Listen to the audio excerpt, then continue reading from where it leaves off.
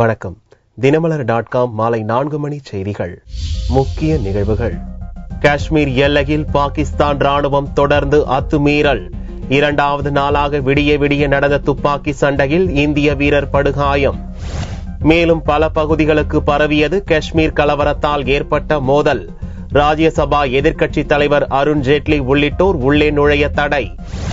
லோக்சபா தேர்தல் பிரச்சாரத்தை துவக்குகிறார் நரேந்திர மோடி. ஐதராபாத்தில் பல்லாயிரக்கணக்கானோர் திரளும் கூட்டத்துக்கு பலத்த பாதுகாப்பு. விரிவான செய்திகள். காஷ்மீர் எல்லையில் ஏந்திய முகாம் மீது பாகிஸ்தான் ராணுவத்தினர் போர் நிறுத்த ஒப்பந்தத்தை மீறி தொடர்ந்து 2வது நாளாக தாக்குதல் நடத்தி வருகின்றனர். இதில் இந்திய வீரர் ஒருவர் பலத்த காயமடைந்துள்ளார். காஷ்மீர் மாநிலம் பூஞ்ச் செக்டாரில் கடந்த 6ஆம் தேதி பாகிஸ்தான் ராணுவத்தின் சிறப்பு பிரிவு நடத்திய தாக்குதலில் இந்திய வீரர்கள் 5 பேர் கொல்லப்பட்டனர். பாகிஸ்தானின் போர் நிறுத்த ஒப்பந்த மீறலுக்கு கடும் கண்டனம் தெரிவித்த இந்தியா பொறுமைக்கும் எல்லை உண்டு, கடும் விளைவுகள் ஏற்படும் என்று எச்சரித்தது.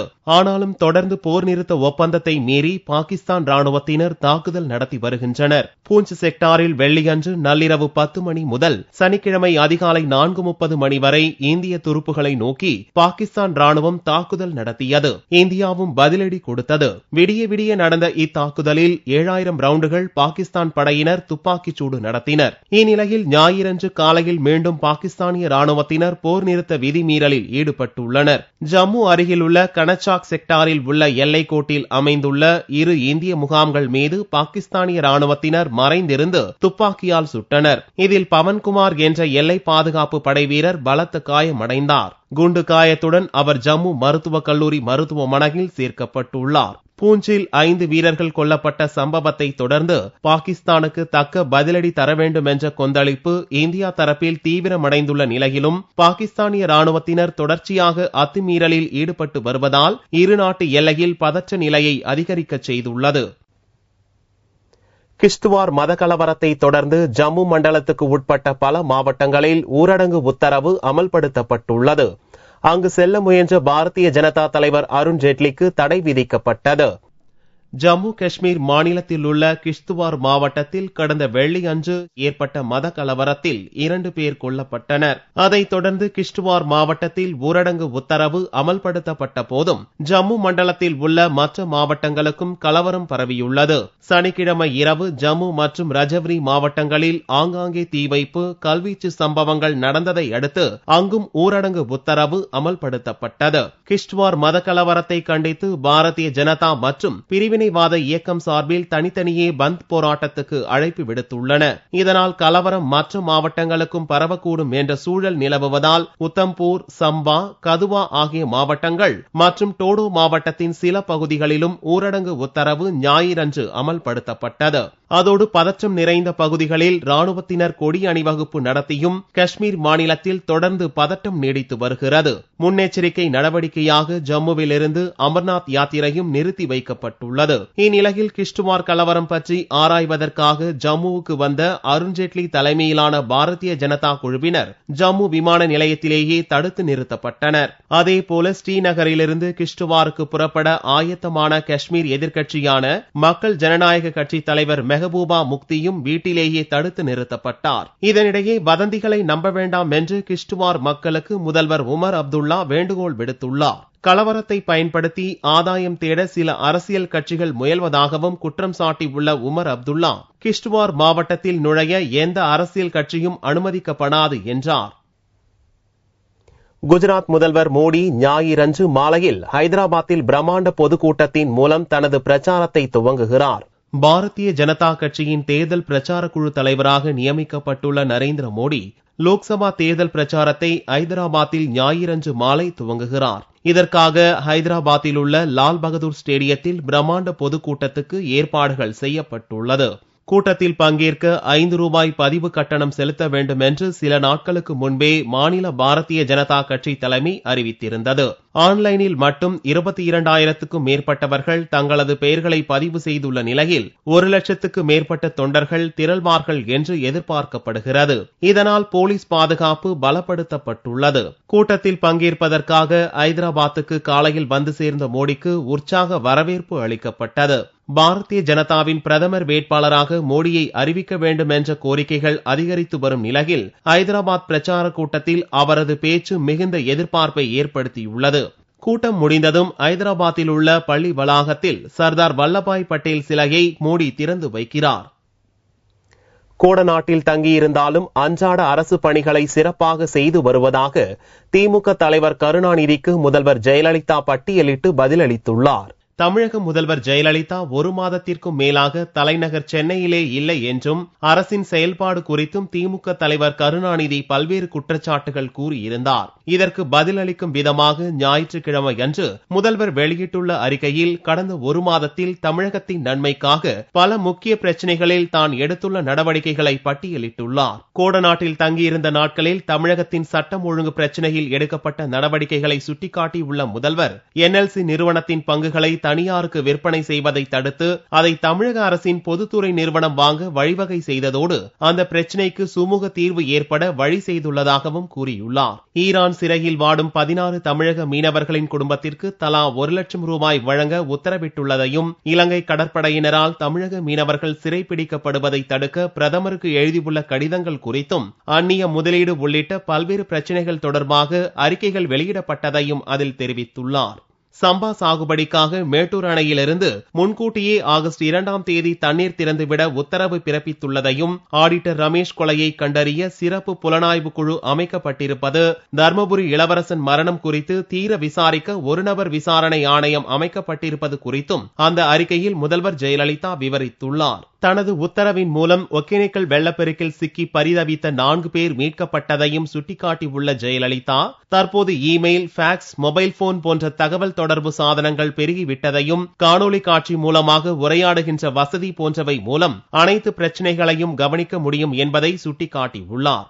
எந்த பிரச்சனையாக இருந்தாலும் அதன் மீது தீர்க்கமான தன்னலமில்லாத முடிவு எடுக்கப்படுகிறதா என்பதுதான் முக்கியமே தவிர அந்த முடிவு எந்த இடத்தில் இருந்து எடுக்கப்படுகிறது என்பது முக்கியமல்ல என்று கூறியுள்ள ஜெயலலிதா, கற்கால மனிதரை போல் கருணாநிதி அறிக்கை விடுவது அறியாமையின் வெளிப்பாடு என்றும் குறை கூறியுள்ளார். கோடநாட்டில் தங்கியுள்ள முதல்வர் ஜெயலலிதா திங்களன்று சென்னை திரும்புவார் என்று எதிர்பார்க்கப்படுகிறது.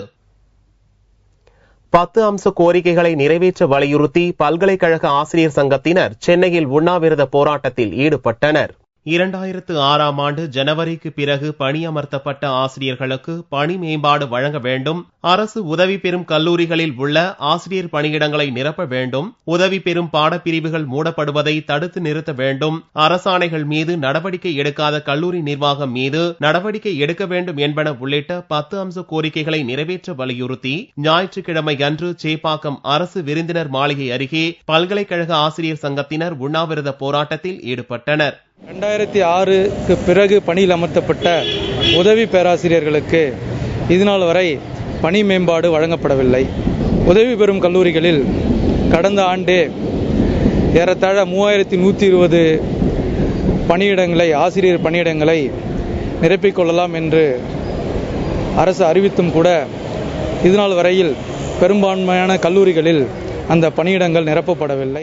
கோரிக்கைகள் நிறைவேற்றாத பட்சத்தில் மாநிலம் தழுவிய உண்ணாவிரத போராட்டம், பேரணி நடத்த உள்ளதாக பல்கலைக்கழக ஆசிரியர்கள் தெரிவித்துள்ளனர். ஆந்திராவில் உள்ள நகரி, மங்களாபுரம் உள்ளிட்ட தமிழர் வாழும் பல்வேறு பகுதிகளை தமிழகத்துடன் இணைக்க வலியுறுத்தி தமிழர் எழுச்சி இயக்கம் சார்பில் ஆர்ப்பாட்டம் நடைபெற்றது. இந்தியாவில் மொழிவழி மாநிலங்கள் பிரிக்கப்பட்ட போது நகரி, மங்களாபுரம், விஜயபுரம் உள்ளிட்ட பகுதிகள் ஆந்திராவுடன் இணைக்கப்பட்டது. இங்கு வாழும் தமிழர்கள் மொழி சிறுபான்மையினராக ஒடுக்கப்படுவதாகவும் இவர்களுக்கு கல்வி, வேலைவாய்ப்பு, அடிப்படை உரிமைகளை ஆந்திர அரசு பறித்து வருவதாகவும் குற்றம் சாட்டி இப்பகுதிகளை மீட்டு தமிழகத்துடன் இணைக்க வேண்டும் என்று வலியுறுத்தி ஞாயிறன்று சென்னையில் தமிழர் எழுச்சி இயக்கம் சார்பில் ஆர்ப்பாட்டம் நடைபெற்றது. மொழிவழி மாநிலமாக பிரிக்கப்படும் போது பிரிக்கப்பட்ட சித்தூர் மாவட்டத்தை தமிழகத்தோடு இணைக்க வேண்டும். அது தமிழர்களுடைய வாழ் உரிமை பிரச்சனை, அது தமிழர்களுடைய நில உரிமை சிக்கலானது, அது தமிழ்நாட்டு பாலாற்று ஆற்று நீர் உரிமைக்கான சிக்கலாக இதை பார்த்து நாங்கள் தமிழர் எழுச்சி இயக்கம் இந்த போராட்டத்தை முன்னெடுத்திருக்கின்றோம். ஆந்திராவில் உள்ள தமிழர் பகுதிகளை இணைக்க தமிழ் மக்களை ஒன்று திரட்டி தொடர் போராட்டங்களில் ஈடுபட உள்ளதாகவும் இந்த அமைப்பினர் தெரிவித்தனர். பொதுமக்களின் நலனை கருத்தில் கொண்டு தமிழகத்தில் முதல் முறையாக பொள்ளாச்சி நகராட்சியில் மின்னணு முறை கழிப்பிடம் திறக்கப்பட்டுள்ளது. பொள்ளாச்சி நகராட்சி பகுதியில் பொதுமக்கள் அதிகம் கூடும் பகுதியில் சரியான கழிப்பிட வசதி இல்லாததால் பலர் திறந்த வெளியில் செல்லும் அவல நிலை ஏற்பட்டது. இதனால் பல இடங்கள் அசுத்தமாவதுடன் பொதுமக்களுக்கும் சுகாதார சீர்கேடு ஏற்பட்டு வந்தது. இதை தடுக்கும் வகையில் பொள்ளாச்சி நகராட்சிக்கு உட்பட்ட மகாலிங்கபுரம் பகுதியில் அதிநவீன தொழில்நுட்பத்தோடு மின்னணு கழிப்பிடம் அமைக்கப்பட்டுள்ளது. தமிழகத்தில் முதன்முறையாக அமைக்கப்பட்ட இந்த மின்னணு கழிப்பிடத்தில் ₹2 நாணயத்தை கழிப்பிடத்தில் பொருத்தியுள்ள இயந்திரத்தில் செலுத்தினால் கதவு திறக்கும். 20 நிமிடத்திற்கு மேல் உள்ளே இருந்தால் தானாகவே ஒலி எழுப்பும். பொள்ளாச்சி நகராட்சியில் தமிழ்நாட்டிலேயே முதல் முறையாக மின்னணு முறை கழிப்பிட வசதியை இன்று ஏற்பாடு செய்துள்ளோம். இந்த கழிப்பிடமானது எஸ்டி பிளான்ட் வசதியுடன் செய்யப்பட்டுள்ளது. இதனால் சுகாதார கேடு ஏற்பட வாய்ப்பில்லை. பொதுமக்கள் தாராளமாக பயன்படுத்தலாம். இந்த வளாகமானது தானாகவே சுத்தம் செய்து கொள்ளும் வகையில் செயல்பட உள்ளது. இந்த நவீன கழிப்பிடத்தில் இருந்து வெளியேறும் கழிவுநீர் அருகில் அமைக்கப்பட்டுள்ள தொட்டியில் தானாகவே சுத்திகரிக்கப்பட்டு சுற்றுச்சூழலை பாதிக்காத வகையில் நீரை பூமிக்கு அடியில் கொண்டு செல்கிறது. மனிதநேயம் செழிக்க ஆடிப்பூர விழாவை முன்னிட்டு நாகர்கோயில் அருகே ஆதிபராசக்தி திருக்கோயிலில் பெண்கள் கஞ்சி கலசம் சுமந்து ஊர்வலம் சென்று நேர்த்திக்கடன் சாத்தினர். நாகர்கோயில் அருகே உள்ள கிருஷ்ணன் கோயில் ஆதிபராசக்தி திருக்கோயிலில் ஆடிப்பூர விழா நடைபெற்றது. இந்த விழாவில் மனிதநேயம் செழிக்கவும் மண் நீர்வளம் பெருகவும் பெண்கள் கஞ்சி கலசங்கள் சுமந்து ஊர்வலமாக வந்தனர்.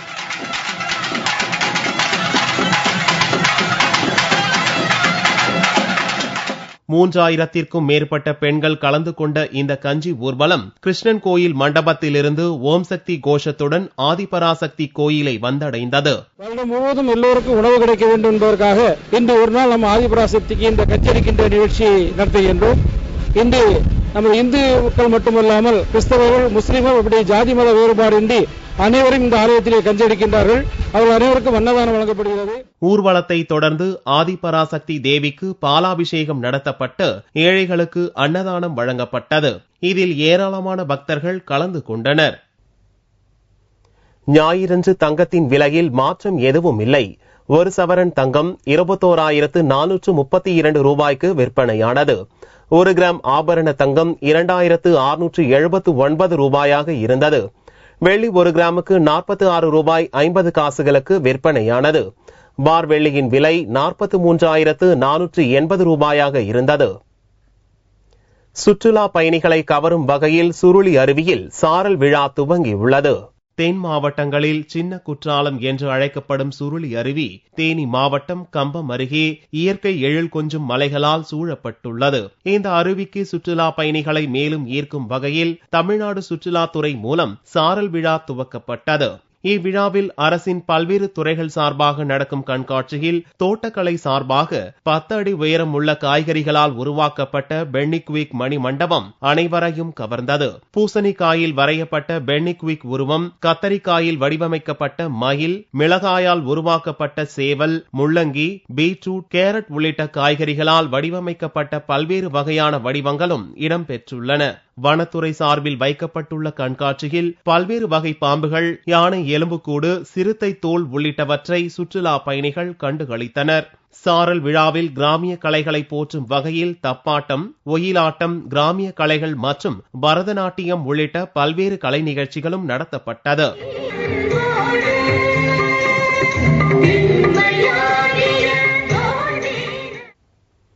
மீண்டும் செய்திகள் இந்திய நேரப்படி இரவு 8 மணிக்கு. வணக்கம்.